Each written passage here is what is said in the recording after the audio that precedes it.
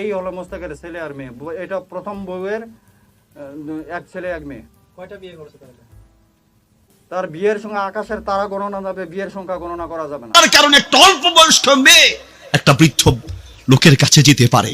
অনেকে বলেন যে নবী সাল্লাল্লাহু আলাইহি ওয়াসাল্লাম তো আয়েশা রাদিয়াল্লাহু তাআলা আনহাকে অল্প বয়সে বিয়ে করেছে। আসসালামু আলাইকুম, আমি আপনাদের কাছে দেখাবো খন্দকার মোস্তাক ও তিশার শেষ পরিণতি, যা আপনারা দেখলে অবাক হয়ে যাবেন।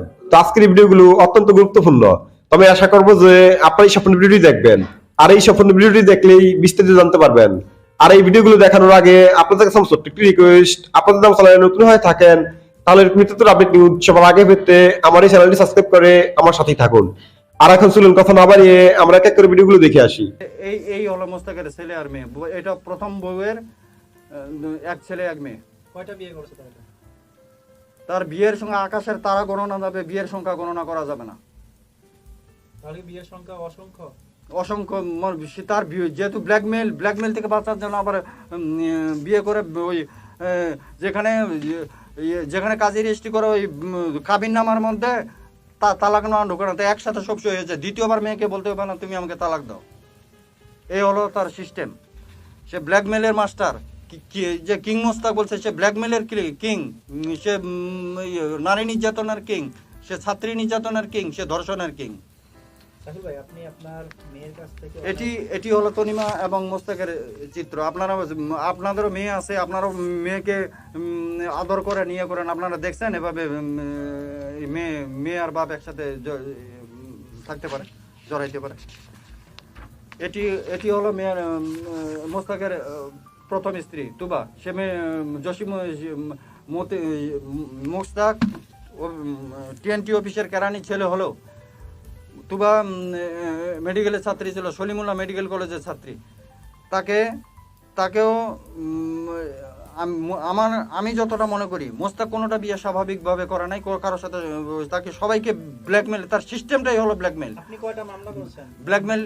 ব্ল্যাকমেল করে সে ইয়ে করে। তুবাকেও নিশ্চয় মেডিকেলের ছাত্রী অবস্থায় সে ব্ল্যাকমেল করে বিয়ে করছে সম্ভবত। কয়টা মামলা করেছেন? আমি আসছি আপনার প্রশ্নে। তারপরে এক ছেলে এক মেয়ে হওয়ার পরে তুবাকে তার শ্বশুর বাড়ির বিভিন্ন মেয়ের সাথে তার কেলেঙ্কারি হয়। কেলেঙ্কারি হওয়ার পরে এই কেলেঙ্কারি জোরেই তুবাকে ডিভোর্স দেয়। এই হলো মোস্তাকের ছেলে এবং তার বৌমা, তার নাতি। অথচ বলে তার ছেলে নেই, আপনাদেরকেও বলছে তার ছেলে নেই। এটা আপনাদের মাধ্যমে তিশাও জানুক। তিশাকে এখনো বলতেছে তিশা, সেটা আমি পরে আসতেছি। এটা হলো তিশার কিবা মোস্তাকের ছেলে তন্ময়ের বউ, মাঝখানেরটা তার ছেলে। এটা হলো মোস্তাকের দ্বিতীয় স্ত্রী রোজি। রোজিকেও ব্ল্যাকমেল করে বিয়ে করছে। রোজি নিজে আমাকে বলছে, আমাকেও একইভাবে ব্ল্যাকমেল করে বিয়ে করছে। হ্যাঁ, তারপরে এক ছেলে হয় রাজমিক। হ্যাঁ, এই ছেলে হওয়ার পরে আজকে 6 মাস যাবত তার স্কুলে বেতন দেয় না, পরিবার বাঁচে আছে না মারা গেছে না, ছেলেটা কি অবস্থা খোঁজ খবর না। করোনার সময় তার সর্দি জ্বর হয়েছিল, তারপর তাকে করোনা টেস্ট করতে দিছে। বাসায় গেছে, বাচ্চা জিজ্ঞাসা করে না যে বাচ্চাটা জ্বর, এটা করোনা টেস্টের কোনো কিছু ব্যবস্থা নিছো কিনা। ও বলতেছে রোজির সাথে ঝগড়া করতেছে। রোজি বলতেছে তুমি এত কয়েকদিন পরে আসে বাচ্চাটা এরকম অবস্থা আছে, বাচ্চাটার কথা জিজ্ঞাসা না করে তুমি আমার সাথে ঝগড়া করতেছে। বলছে আরে বাচ্চা তো হাঁটাও, আমার এখন হানিমুন করার সময়। সাহিল ভাই, আপনি এখন পর্যন্ত মোস্তাকের বিরুদ্ধে কয়টা মামলা করেছেন? আমি 2টা করছি। আচ্ছা, এইটা হলো রোজি। এটা হলো তাকে তালাক দিয়েছে রোজি।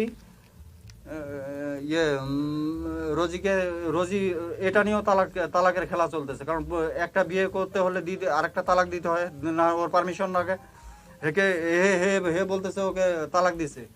রোজি আমাকে বলছে যাবত 17 বার তালাক হয়েছে, সকালে তালাক নামে শুই না, বিকালে আবার ছিঁড়ে ফেলে। এটা হলো তালাকের খেলা। ফেসবুক ইন্টারনেটে আমাদের তরুণ যুবকেরা দেখেছি মুস্তাক নামক একজন লোক, মুস্তাক সাহেব নামক একজন লোক তিশা নামক একটা মেয়েকে বিয়ে করেছে। ফেস দ্য পিপল একটা ফেসবুক পেজ আছে। আমার মেয়ে দৌড়ে আসে আমার শালিকার গলা ধরে বলতেছে আন্টি এই মোস্তাক আমার অনেক অশ্লীল ছবি ভিডিও তুলছে, এই 10-12 জন লোকের সাথে আমার অশ্লীল ছবি ভিডিও তুলছে। সে আমাকে ঢাকা থেকে বলে নিয়ে আসে, তার কথা মতো যদি এখানে আমি জবানবন্দি না দিই তাহলে আমাকে এই সব অশ্লীল ছবি ভিডিও ফেসবুক ইন্টারনেটে ছাড়ে দিবে, আমার বাপ মাকে মারে ফেলবে।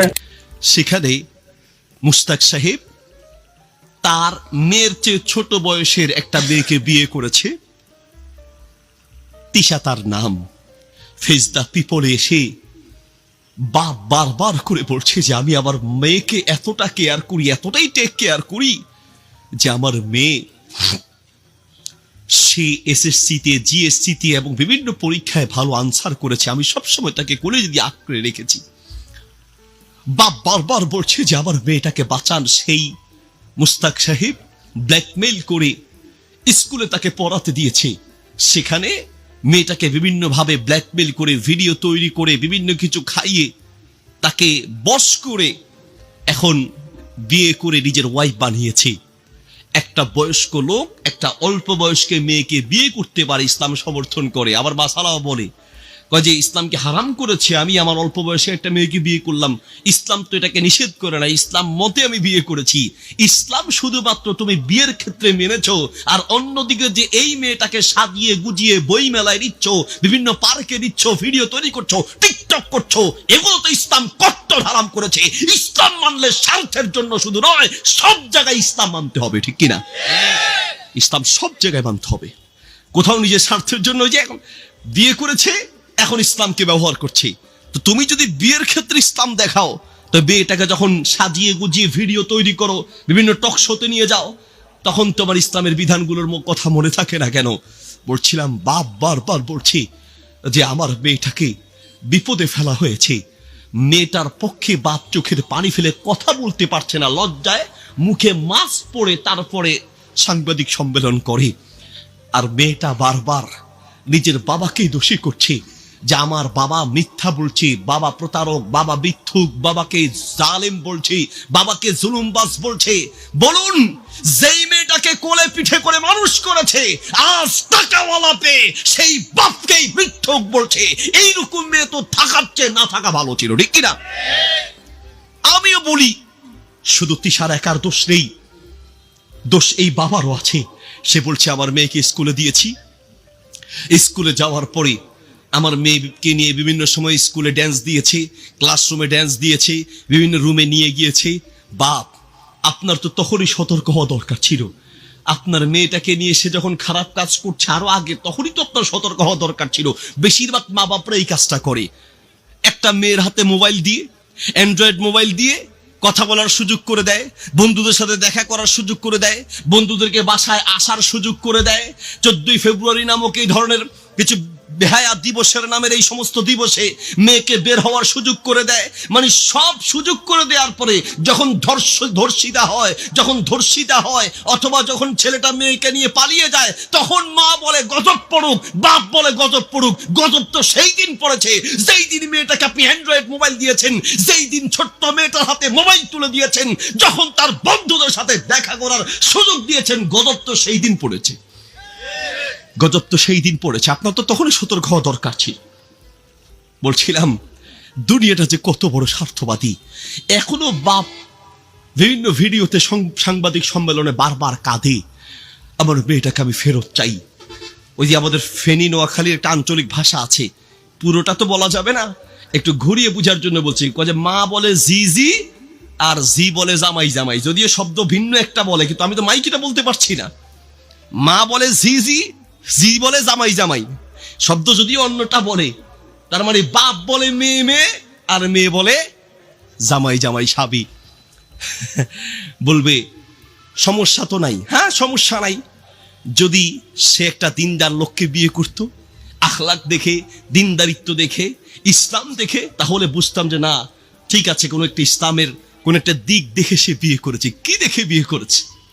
তার কাছে টাকা ছাড়া না কোনো আখলাকি গুণ পাওয়া যায়, না কোনো ইসলামী এমন কোনো আদর্শ পাওয়া যায় যেটার কারণে একটা অল্প বয়স্ক মেয়ে একটা বৃদ্ধ লোকের কাছে যেতে পারে।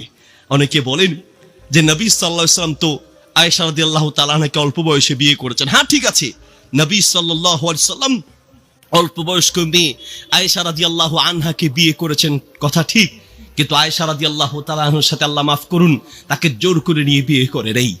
তো আমি আশা করছি যে আপনারা সম্পূর্ণ ভিডিওটি দেখেছেন। তো আপনাদের যদি বৃষ্টি নিয়ে কোনো মতামত থাকে আমাকে অবশ্যই কমেন্টে জানাবেন। আর আপনারা যদি আমার চ্যানেলে নতুন হয়ে থাকেন তাহলে আমার এই চ্যানেলটি সাবস্ক্রাইব করে আমার সাথেই থাকুন। তো দেখা হচ্ছে পরবর্তী ভিডিওতে। সে পর্যন্ত সবাই ভালো থাকবেন, সুস্থ থাকবেন। আল্লাহ হাফেজ।